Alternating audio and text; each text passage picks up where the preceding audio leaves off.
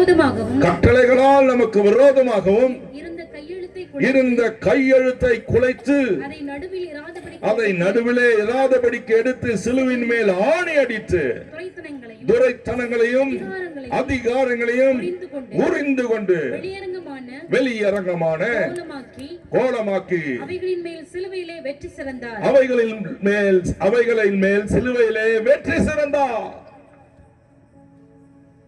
வெற்றி சிறக்கிற ஆண்டவர். எதிலே அவர் வெற்றி சிறந்தாராம்? துரைத்தனங்கள் அதிகாரங்கள் மேலே கட்டளைகளால் கையெழுத்திடப்பட்டது. It is already signed. இந்த கையெழுத்து குறித்து நான் சில சமயத்தில் அழுது ஜெபிப்பது. இதனுடைய அர்த்தம் என்ன? ஆவியானவரே, உலக மக்கள் சொல்லுவாங்க அதுக்கு தலையெழுத்து. உலக மக்கள் அதற்கு பெயர் வைத்திருக்கிறாங்க.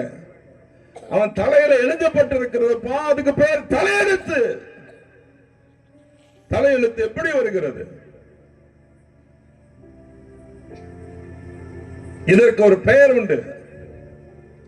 நமக்கு எதிரடையாகவும் கட்டளைகளால் நமக்கு விரோதமாகவும் இருந்த கையெழுத்தை குலைத்து அதை நடுவில் இராதபடிக்கு எடுத்து சிலுவையில் ஆணி அடித்தார். எதை எடுத்தார்? அந்த எடுத்ததற்கு பெயர் தான் சாபம். மனித வாழ்விலே சாபம், மனுஷனுக்குள் சாபம். இதை வேதம் சொல்கிறது. 3ஆம் 4ஆம் தலைமுறைக்கும் அது தொடர்ந்து வந்து கொண்டே இருக்கும். நமக்கு பின்பு நம்முடைய பிள்ளைகள், அவர்களுக்கு பின்பு அவருடைய பிள்ளைகள், அதற்கு பின்பு அவருடைய பிள்ளைகள். யாத்திராகமம் 34:10 அப்படி சொல்லுகிறது. 34:6-7 அப்படி சொல்லுகிறது. இன்னும் நீங்கள் வாசித்தால் வேதம் சொல்லுகிறது, ஒரு வேசியின் இடத்துல பிறந்த பிள்ளை 10 தலைமுறைக்கும் தேவனுடைய ஆலயத்துக்குள்ளே பிரவேசிக்க முடியாது. அது சபிக்கப்பட்ட பிள்ளை. சாபம். அண்மையில் ஒரு நிகழ்ச்சியை நான் கேட்டேன். உலகத்திலே புகழ் வாய்ந்த நம்முடைய தமிழ்நாட்டை சேர்ந்த ஒரு பெண் அதை பேசினார். ஒரு பட்டிமன்றத்தில் அதை பேசினார். எனக்கு ரொம்ப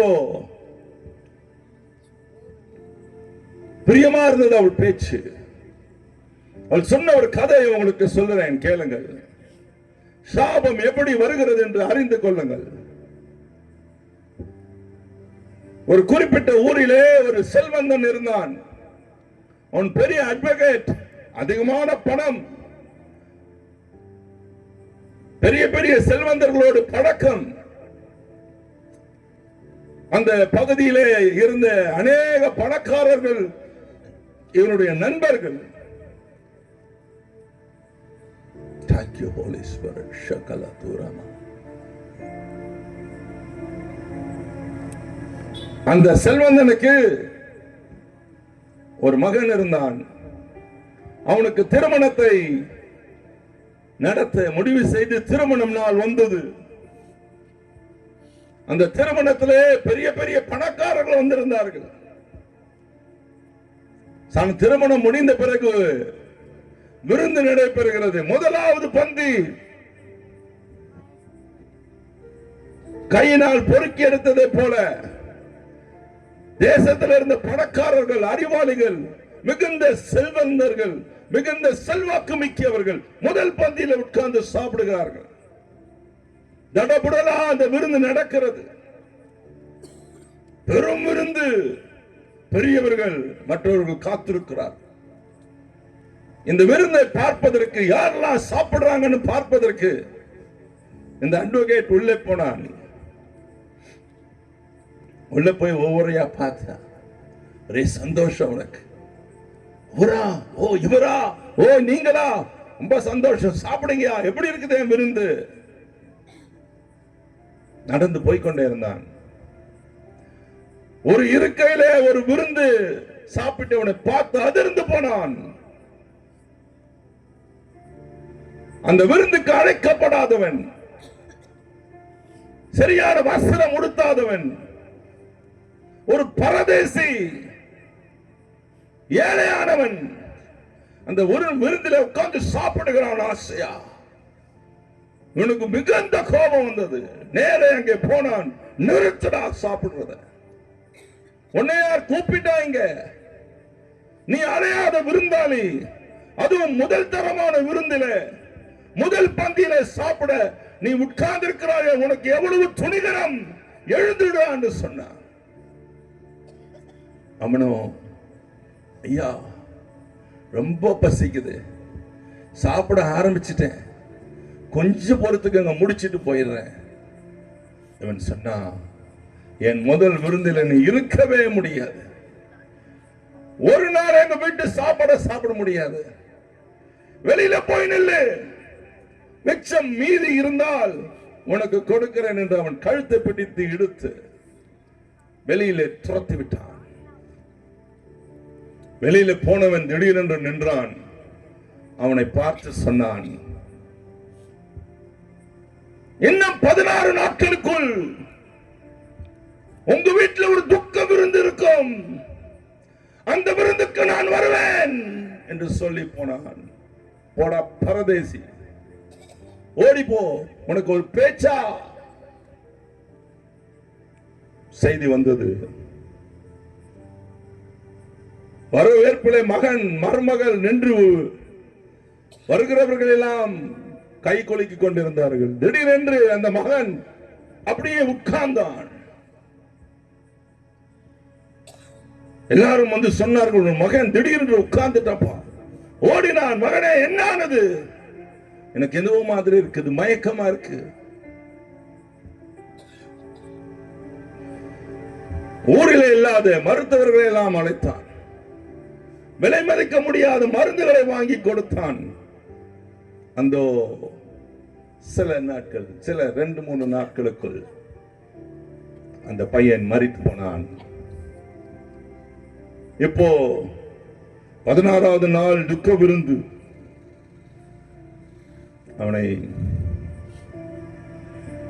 அவன் சொன்னா, அவனுடைய வீட்டில் அன்னைக்கு ஒருத்த பரதேசி வந்தானே, அவன் தானே என்னை பார்த்து சொல்லிட்டு போனான், அவன் நிச்சயமா இன்னைக்கு வருவான், அவனை பிடிச்சு கொண்டு வாங்க என்கிட்ட. அங்கே சாப்பாடு பரிமாறப்பட்டது. இவன் வந்தான். அவனை பார்த்தவனே அங்க இருந்தவர்கள் அவனை பிடித்துக் கொண்டார்கள். இவனுக்கு முன்னாலே கொண்டு வந்து நிறுத்தினார்கள். அவனை பார்த்து கேட்டான், டேய், என் பிள்ளைக்கு சாபமிட்டாயே, எங்க வீட்டு சாத்தத்தை நின்று எங்க பிள்ளைக்கு நீ சாபம் விட்டுட்டு போனியடா, உன் சாபம் பலித்தது, என் பிள்ளை செத்துதுடா, சாப்பிட்டுட்டு போ என்று கத்தினான். அப்போது அவன் சொன்னான், ஐயா, அவன் கும்பிடுறேன், என்னை தயவு செய்து மன்னிச்சிருங்க. சாபமிட்டது நான் இல்ல, நான் அப்படிப்பட்ட துணிச்சலான செயல்களை செய்வதில்லை, என்னால் சாபமிட முடியாது. நானே பரதேசி, யார் இடத்தையாவது சோறு கிடைத்தா சாப்பிடுறேன். அன்றைக்கு அந்த விருந்திலே பயங்கர பசி எனக்கு எடுத்தது. அந்த பசியினால்தான் நான் வந்து உட்கார்ந்து சாப்பிட்டேன். நீங்க என்ன விருந்து வெளியே போவோம் சொல்லும் பொழுது நான் ஒழுங்காக தான் வெளியே போனேன். ஆனா எனக்குள்ள இருந்த பசி எழுந்து அது சாபமிட்டது. அந்த பசிதான் சாபத்தை கொடுத்தது என் வாயின் வழியாக என்று சொல்லி அந்த கதை முடிந்தது. நான் அழுதேன். பசி என்பது யாரு? பசி என்ன? அதுக்கு கண் இருக்கா? அதுக்கு வயிறு இருக்கா? அதுக்கு சாப்பிட வாய் இருக்கா? ஆளை கண்டுபிடிக்க முடியுமா? முடிந்திருக்கதே. கதையை கொஞ்சம் ஆழமா சிந்திச்சு பாருங்க. பசி என்பது ஒரு பர்சன், ஒரு நபர். அது உன்னை பார்த்து சாபமிடும். ஏழைகளுக்கு இறங்குகிறவன் கர்த்தருக்கு கடன் கொடுக்கிறான். நீ இறங்காமல் போனால் சாபம் உன் வீட்டை சுத்திக் கொள்ளும். கடன் கொடுத்தவனை மன்னியாமல் அவன் கழுத்தை நெரித்து கொடுத்து விட்டு போ என்று சொன்னால் சாபம் வந்துவிடும். இந்த சாபம் தான் அது. இப்படி அநேக காரியங்கள் இருக்கிறது. நான் ஒன்னே ஒண்ணு சொன்னேன், எதுல சிக்கி இருக்கீங்கன்னு பாருங்க. பாவம் மன்னிக்கப்படும் ஐயா, சாபம் நம்மளால தான் அறிவித்து இரக்கம் பெற வேண்டும். பாவத்தை மறிக்கிறவன் வாழ்வடைய மாட்டான், அதை அறிக்கை செய்து விட்டு விடுகிறவனோ இரக்கம் பெறுவான். யார் இந்த இயேசு? சாபங்களை சிலுவையில் மேல் ஆணி அடித்தவர். நமக்கு விரோதமாக கட்டளைகளால் எழுதப்பட்ட கையிடப்பட்ட கையெழுத்தை கொலைக்க வல்லமை உள்ள ஒரே நபர். நீங்கள் இந்த கதையை எங்கிருந்தாவது கேட்கலாம், இது உண்மை. எல்லா ஜாதியும், எல்லா மதமும், எல்லா இனமும் இதை சொல்லுகிறது. ஆனால் விடுதலை இயேசுவினிடத்திலே மாத்திரமே. விடுவிக்கவே இயேசு பூமிக்கு இறங்கி வந்தார்.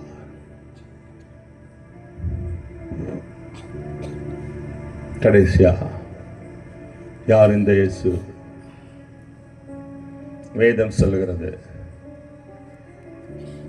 லூக்கா